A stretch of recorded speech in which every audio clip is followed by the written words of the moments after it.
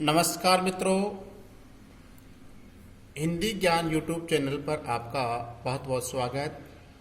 आज हम हिंदी ज्ञान यूट्यूब चैनल पर संधि शीर्षक के साथ टॉपिक के साथ उपस्थित हुए हैं। आप सभी से विनम्र निवेदन है कि आप इस वीडियो को पूरा देखें और आप संधि से जितनी भी आपके प्रश्न हैं उन सभी का जवाब आप उसमें पा पाएंगे। सबसे पहले हम देखते हैं संधि की परिभाषा। संधि किसे कहते हैं? संधि परिभाषा है दो वर्णों की परस्पर मेल से उत्पन्न विकार को संधि कहते हैं। विशेष चीज इसमें है विकार। जब तक जो दो वर्णों के मिलने से यदि विकार उत्पन्न नहीं होता है तो संधि नहीं कहलाएगी। दो वर्ण जब आपस में मिल जाएंगे, जब दो वर्णों के आपस या पर कहें परस्पर मेल से विकार उत्पन्न नहीं होता है तो उसे संयोग कहते हैं। संयोग कहते हैं। अब समझा तो बड़ा बता देगा ना। एडिटिंग बोला ले, एडिटिंग बोला। हाँ चलो। संयोग व संधि में अंतर। संयोग किसे कहते हैं, संधि किसे कहते हैं? संधि की परिभाषा आपने देख ली है। दो वर्णों के परस्पर मेल से उत्पन्न विकार को संधि कहते हैं। जब संयोग दो वर्णों के परस्पर मेल से उत्पन्न यदि विकार नहीं होता है तो संधि कहला। जैसे अपन देते हैं उपहार, उपधन आहार, तो यहाँ किसी प्रकार को संधि नहीं हो रही है। इस कारण ये शब्द आपस में मिल जाते हैं, केवल इसका धन भी छंट जाता है। उसी प्रकार अपन देखते हैं कि उदाहरण विद्यालय। देखिए यहाँ इसका संधि विच्छेद यहाँ से होगा, क्या होगा? विद्या धन आलय। यानी अपन नियम, संधि का नियम क्या कहता है? दो पहले शब्द का अंतिम वर्ण, पहले शब्द का अंतिम वर्ण और दूसरे शब्द का प्रथम वर्ण, दोनों के बीच में क्या होगी? संधि होगा, विकार होगा, मेल होगा, समझौता होगा। जैसे इसमें क्या मिला हुआ है? आ, इधर क्या है? आ। दोनों के मिलने से क्या बनेगा? आ। इधर क्या बच गया? अब विद्य और इधर बच गया लय। अब इन सबको मिला के लिख देते हैं, क्या हो जाएगा? विद्यालय। अर्थात मित्रों, दोस्तों आपने देखा होगा कि संधि में और संयोग में क्या अंतर है। आपने देखा होगा कि इन दोनों में अंतर आपने देख लिया होगा कि विद्यालय कैसे बना है, उपहार कैसे बना है। यहाँ आप देखो दो वर्णों में विकार उत्पन्न हुआ है, जबकि यहाँ विकार उत्पन्न नहीं हुआ है। इस कारण ये संयोग है, ये संधि है। अब इसी विकार के उत्पन्न होने के तीन प्रकार हैं। तीन प्रकार हैं और तीन प्रकार का संधि के तीन रूप हो जाते हैं। और वो क्या है? जैसे दो वर्णों के पास पास आने के कारण, पास पास आने के कारण जिस वर्ण, उसमें क्या क्या हो सकते हैं?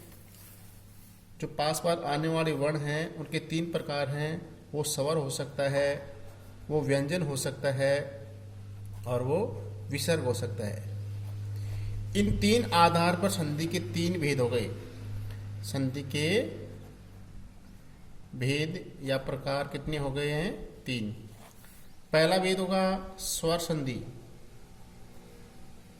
कौन सा होगा? स्वर संधि। दूसरा भेद कौन सा होगा? व्यंजन संधि। और तीसरा भेद होगा विसर्ग संधि। विसर्ग संधि। अब विशेष बात यहां ये है, जो ये धन है अपना, ये दो वर्णों को, एक वर्ण इधर होगा, एक स्वर इधर होगा और एक शब्द इधर होगा। इस शब्द का अंतिम वर्ण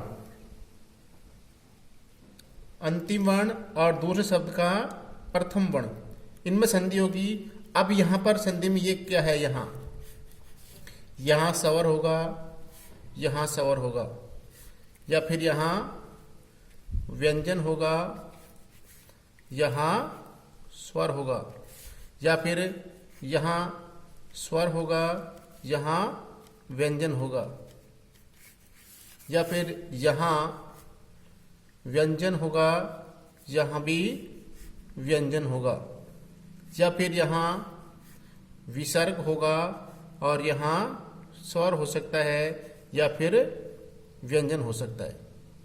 इन सभी के आधार पर अपन देख सकते हैं संधि के कितने प्रकार हो गए, संधि के कितने प्रकार हो गए, 3 प्रकार हो गए हैं। अब हम आज पहला प्रकार जो है स्वर संधि को लेकर विचार करते हैं। स्वर संधि किससे कहते हैं, यानी दो स्वरों के परस्पर मेल से उत्पन्न विकार को अपन बदलाव भी कह सकते हैं, परिवर्तन भी कह सकते हैं। इसको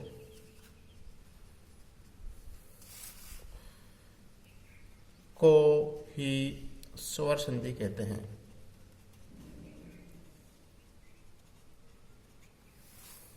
यानी जो यहाँ पर ये प्लस है, इससे पहले यहाँ क्या आएगा और ये क्या आएगा, ये सब आप परिभाषा के समझ गए।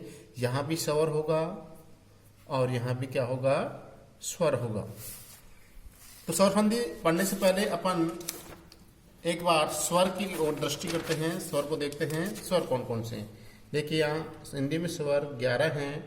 ए, आ, ई,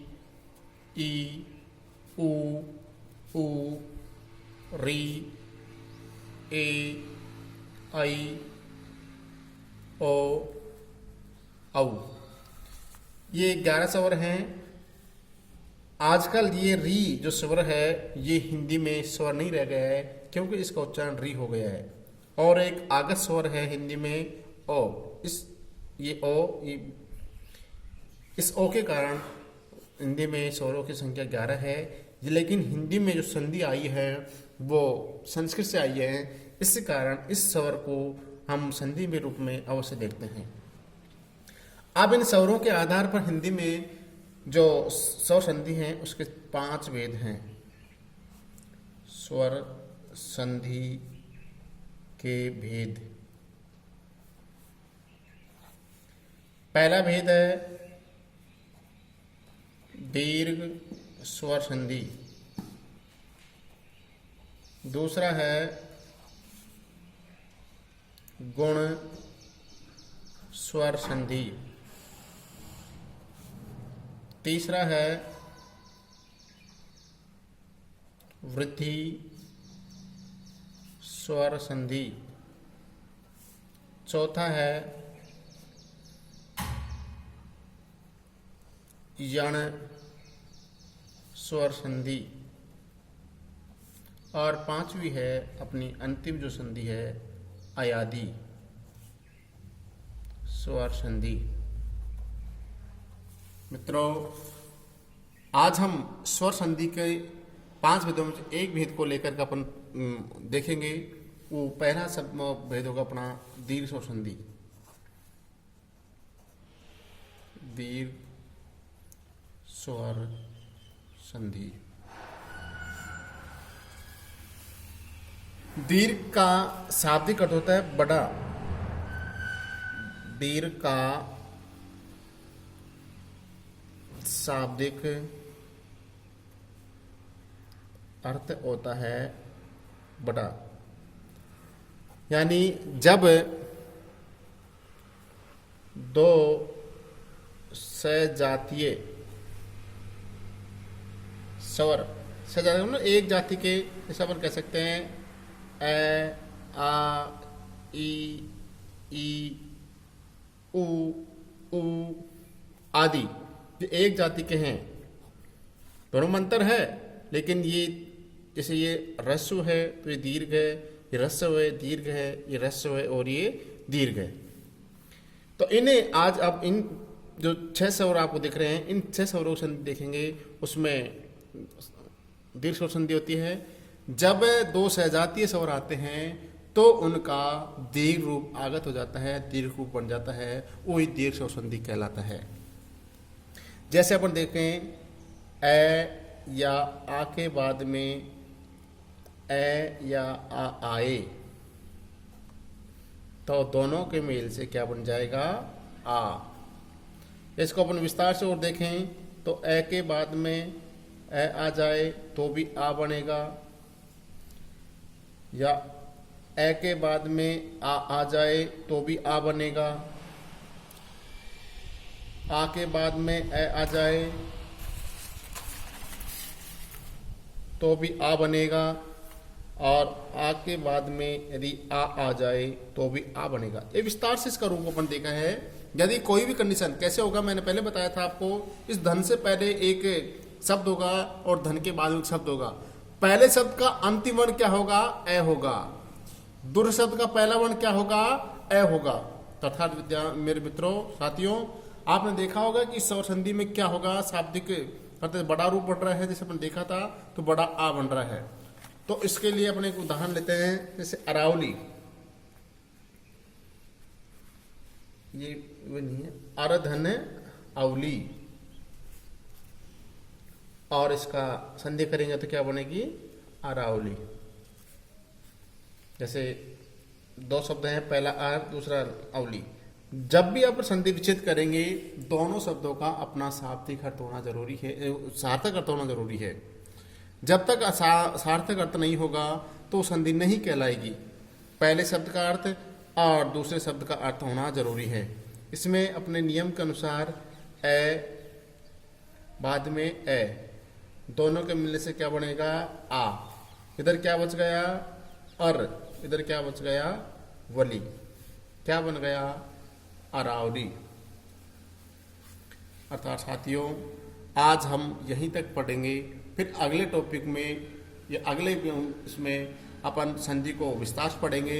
ये केवल अपना आज एक का पहला टॉपिक था, और मैं आप सभी से निवेदन करता हूँ कि आप मेरे चैनल को सब्सक्राइब करें, इस चैनल को लाइक करें और इसको अधिक से अधिक लोगों तक शेयर करें, जिससे मेरे को जो सहायता मिल सके, मैं मेरे चैनल को आगे बढ़ा सकूँ। धन्यवाद।